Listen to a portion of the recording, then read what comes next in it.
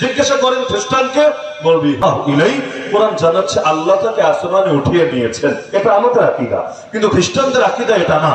খ্রিস্টানদের আকীদা ওদের নবীকে শুলিতে চড়িয়ে মেরে ফেলেছে। তো কে মেরেছে? জিজ্ঞাসা করেন খ্রিস্টানকে, বলবি ইহুদিরা মেরেছে। তো একটাবার চিন্তা করেন, যেই ধর্মের নবীকে মেরে ফেলেছে ইহুদিরা, ওই ইহুদিদের সঙ্গে কি এদের প্রেম প্রীতি চলবে না দুশমনি চলবে?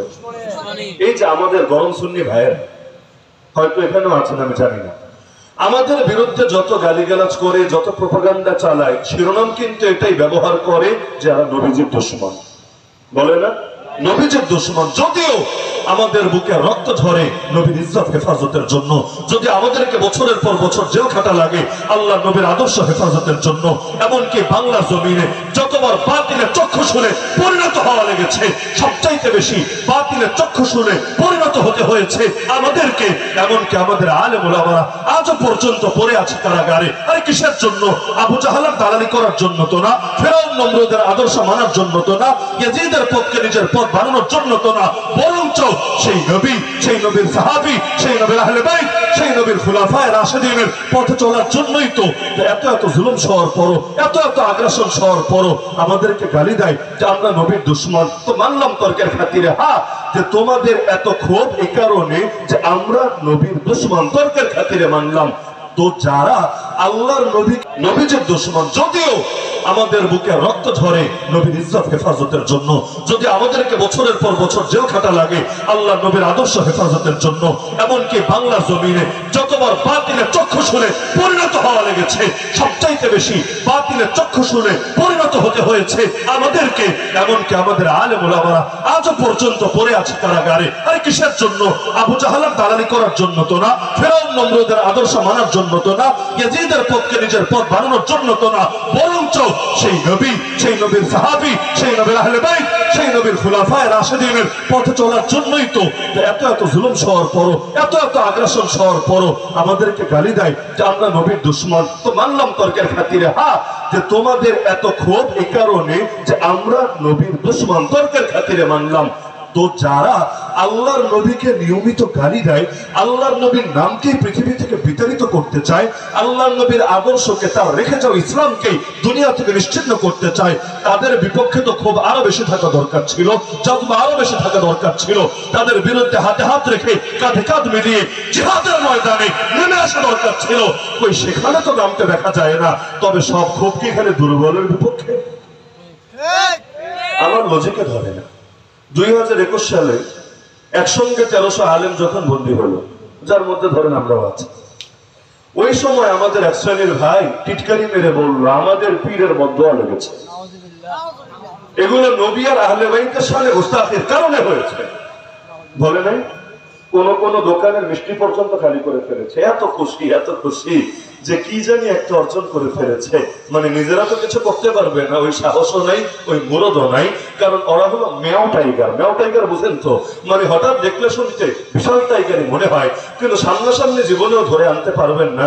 কান টান ধরে যদি সামনে এনে হাজির করবেন, দেখবেন মুখ দিয়ে আর কথা আসে না। তখন আওয়াজ করতেছে বিরাট করে, কিন্তু মুখ দিয়ে খালি মেও মেও বের হতে থাকে, মানে গলার সুর যায় নরম হয়ে। তো এখন নিজেরা তো কিছু করতে পারে না, তো মহা খুশি। এই হুজুর গুলার খুব সাহায্য হয়েছে। তো 1 বছর জেল খেটে এসে আমি প্রথম দিকের বয়ানে 2টা প্রশ্ন ছুড়ে দিয়েছিলাম। এরপর 2 বছর চলে গেল, আজও জবাব পাই নাই। আপনারাও যদি, যেহেতু চিটাগাঙ্গের মুসলমানই আপনারা যদি কেউ জবাব এনে আমাকে দিতে পারেন, আমি কৃতজ্ঞ থাকবো, এবং এই জবাব আমি পাবলিক ভাবেই আমি প্রচার করবো ইনশাআল্লাহ। 2টো প্রশ্ন। 1 নম্বর প্রশ্ন আমার ছিল যে এই পীর আবার কেমন পীর, যেই পীর বদদোয়া দিয়ে খালি হুজুরদেরকে জেলেই ঢুকাতে পারে, কিন্তু জালেমের গদি উল্টাতে পারে না।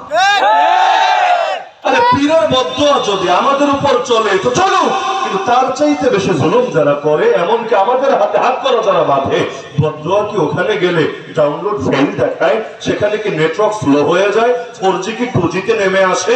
সেখানে কি তোমার মোবাইলের ডিভাইসই যায় নাকি বন্ধ হয়ে? না হলে এই বদদোয়া কেমন বদদোয়া খালি এক পক্ষের উপরেই চলে, আর আরেক পক্ষের বেলায় গেলে নেতিয়ে পড়ে।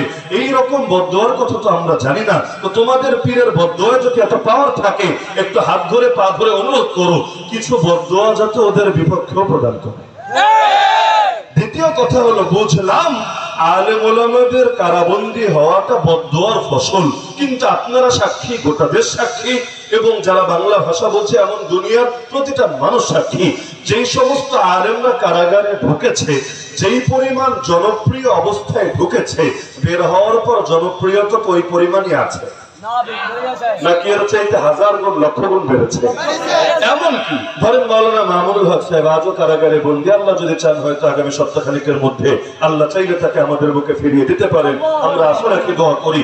তো মনে করেন আল্লাহর বান্দা যখন কারাগারে ঢুকেছে তখন থেকে আজ পর্যন্ত 27 এপ্রিল 2024 ডেইলি যদি বয়ান করতে, একটা না 3টা করেও মাহফিল করতো, আমি 100% কনফিডেন্স নিয়ে বলছি এতে তার জনপ্রিয়তা যত বাড়ত, মানুষের দিলে মহব্বত যত তৈরি হতো, তার চাইতে কয়েকশো গুণ বেশি তৈরি হয়ে আছে।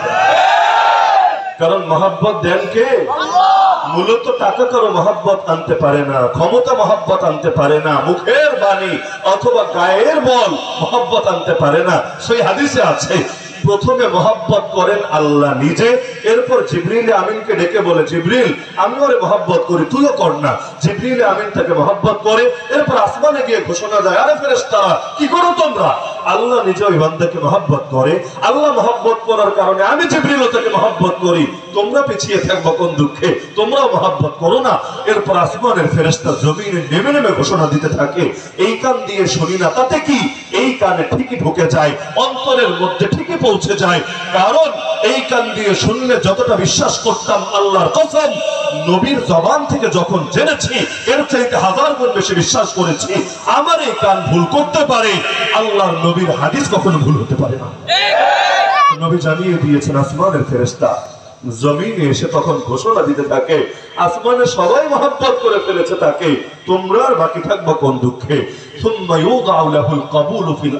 নবীর ভাষ্য, তখন পৃথিবীতে তার জনপ্রিয়তা, তার গ্রহণযোগ্যতা তৈরি হয়ে যায়। তাহলে জনপ্রিয়তা দেন কে?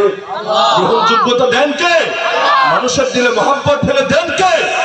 একটাবার চিন্তা করেন, ইমাম আবু হানিফা নামটা শোনে নাই এরকম লোক গোটা বাংলাদেশ কেন গোটা দুনিয়ায় মুসলমানদের মধ্যে একদম খুঁজে পাবেন।